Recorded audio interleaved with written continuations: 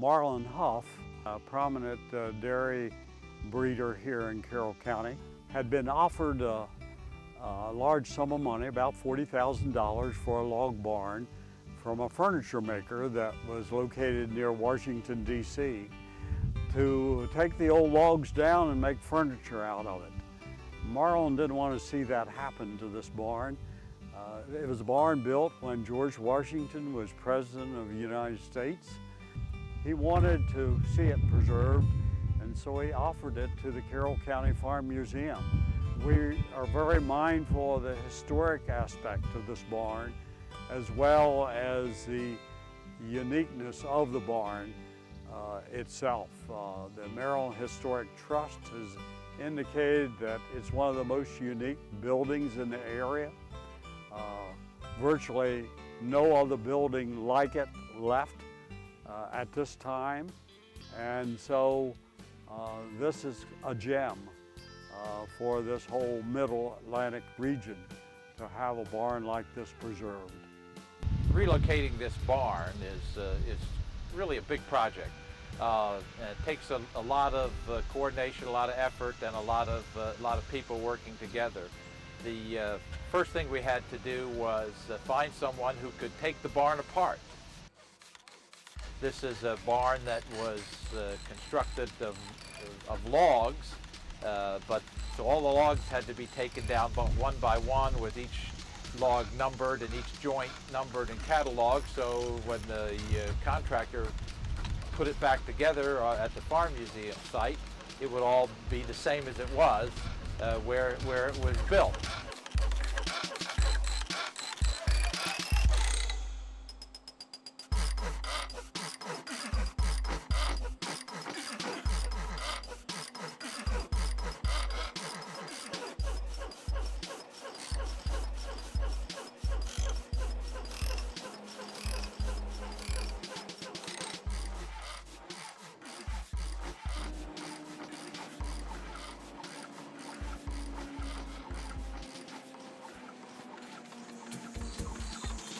Once the barn part, the wooden part of the barn was taken down, then we also took up all of the stones that had been laid into the foundation and brought them over here for incorporation into the new foundation.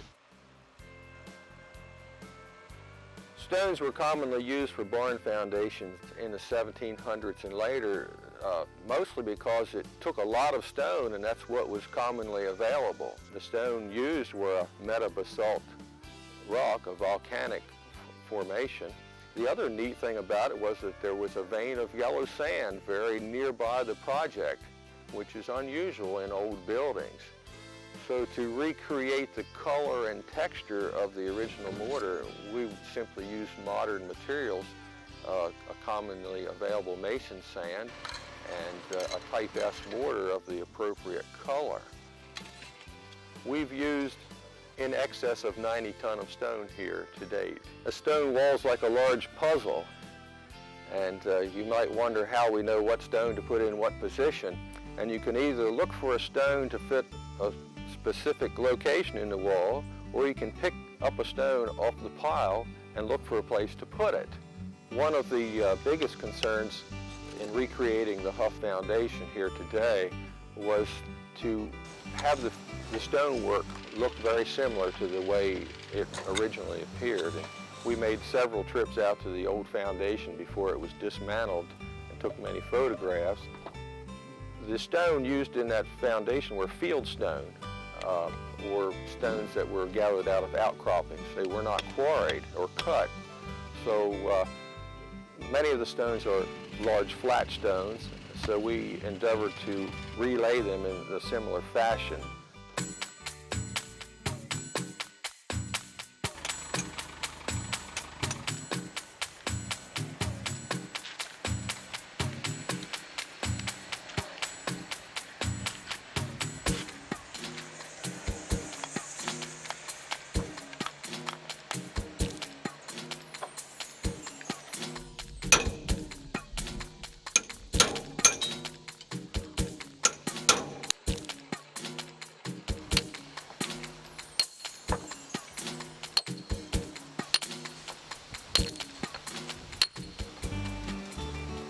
Early on in this project, we determined that our philosophy to repair the project and re-erect the project would be to duplicate the technique which was originally used to manufacture the structure.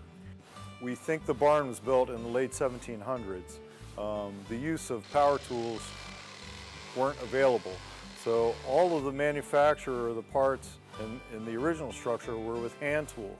The style of the Hoff barn came to America, to New Windsor, Maryland, from a group of people who had learned to timber frame and log frame for thousands of years. And we can specifically trace that style of framing to the Schweizer region in Switzerland. Log building and timber frame structures rely on joining members together without the use of nails, using joinery. Joinery is the act of connecting one member to another with the use of a notch or a mortise and tenon, and then it's secured by a hardwood peg.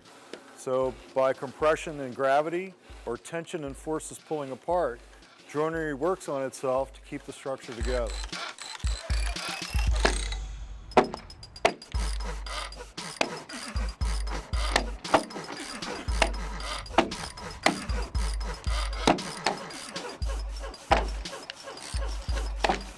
Each year of growth of the tree is marked as a ring, and some of these logs are so dense in their growth that the rings are actually obscured and you cannot count them.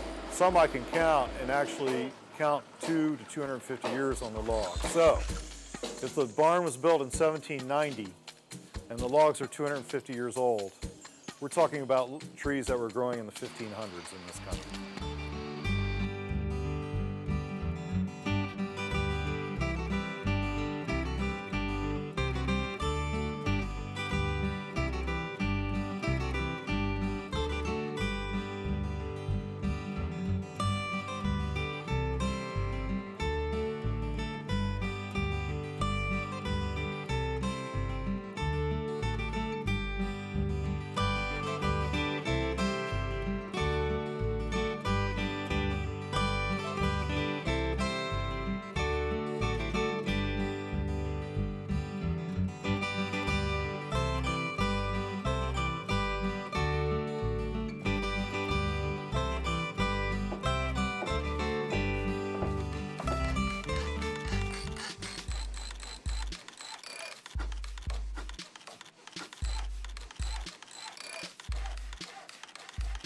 The Hoff barn structure is approximately 38 by 50 feet in footprint.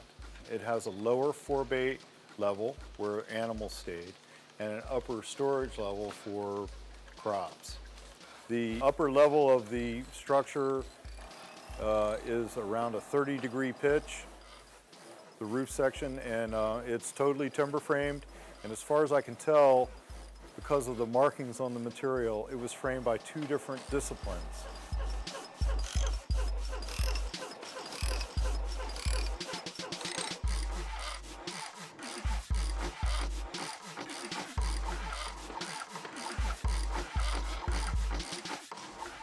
The main structure of the barn consisted of 90 logs that were hand-hewed. The barn was 37 feet by 50 feet wide. It rose to the comb of the roof from the stable floor of about 50 feet. So it was a very large barn for that time period.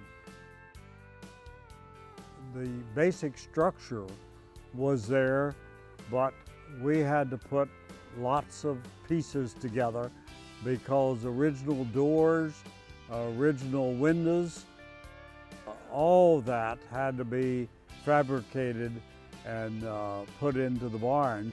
One of the fascinating things about this barn is the 2 large barn doors going into the hay mow floor. Had no hinges, and I couldn't imagine how that was to be done because these doors are about 9 feet wide by 12 feet tall. They're heavy. They're big pivot doors. It has a rounded pin on the bottom that'll sit down in the barn floor, and then another pin in the top that'll get strapped to the log on the barn. And each of these timbers, it's all made out of oak, mortised and tenon with oak pegs holding everything together. All right, here is the starting of the pivot pin that will hold the door in place. And it would be about the same size, both in length and diameter, as a can of fruit would be. And you insert the bottom of the pole into a 4-inch round circle inserted into the plank that was the wooden floor. And the upper part of the door, that pole, was inserted into a half moon with a strap iron forming the rest of the circle to hold the pole or post in.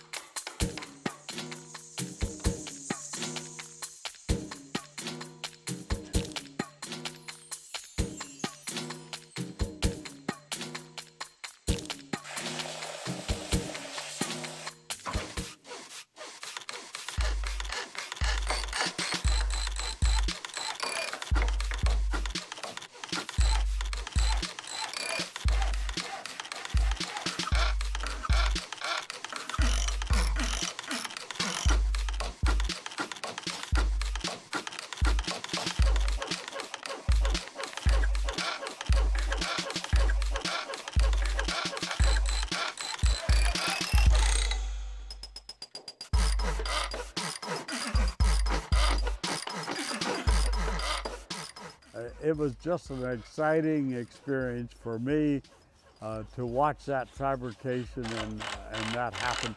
And then to be able to take a door that had no hinges, in effect, and open it so easily.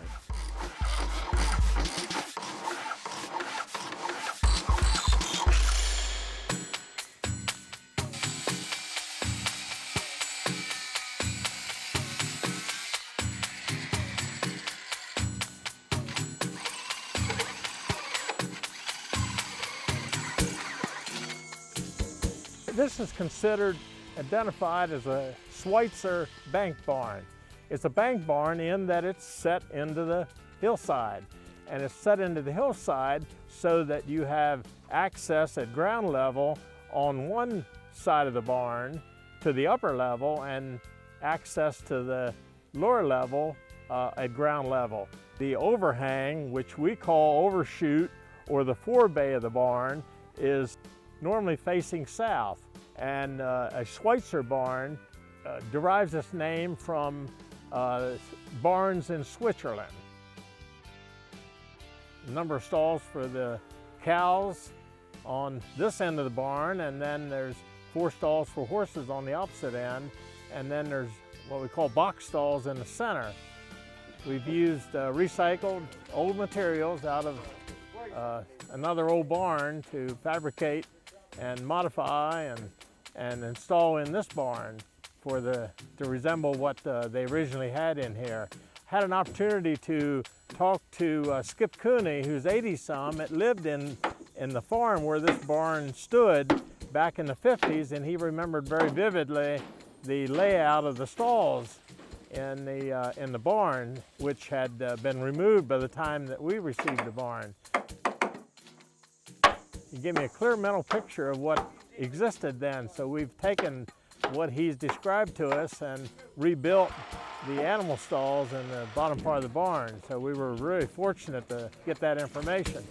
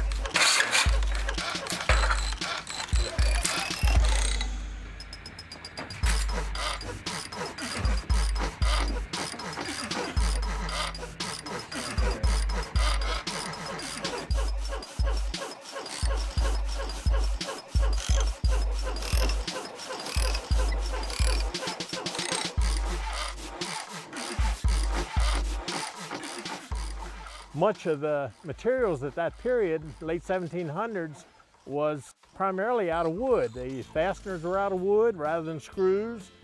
They did have nails and they did have strap hinges. And this is a weathered strap hinge hung on a pin, and then the fastener to the door is just simply a wooden slide that latches the door shut. And it's attached to the door with just wooden pins driven through the face of the door. Another thing that stands out would be the ventilation windows have wooden bars to close up the window from animals passing through. And the unique thing about it is that they run vertical rather than horizontal. That's a rarity to find the vertical, which is quite old. This barn is so satisfying because it will make it possible for the future generations to be able to walk through that structure and see the craftsmanship, the work that was done and how it was done.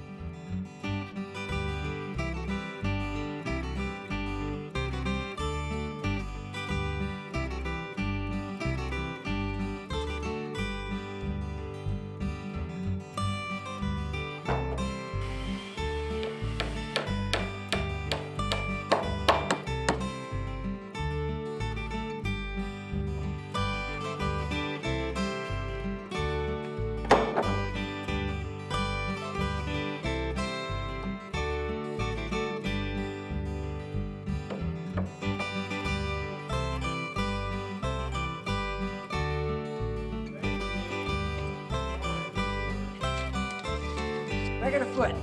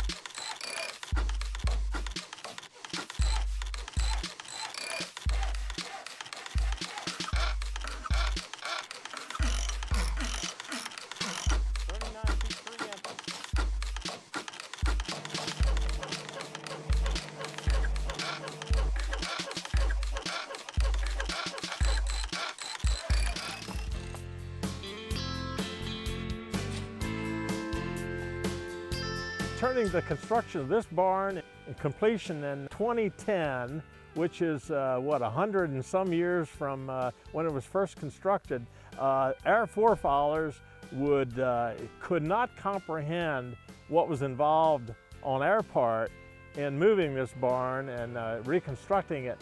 There were two or three things that we wanted to do. First of all, to make walks into the upper story as well as to the stable area, so the handicapped folks with wheelchairs could easily access both levels of the barn.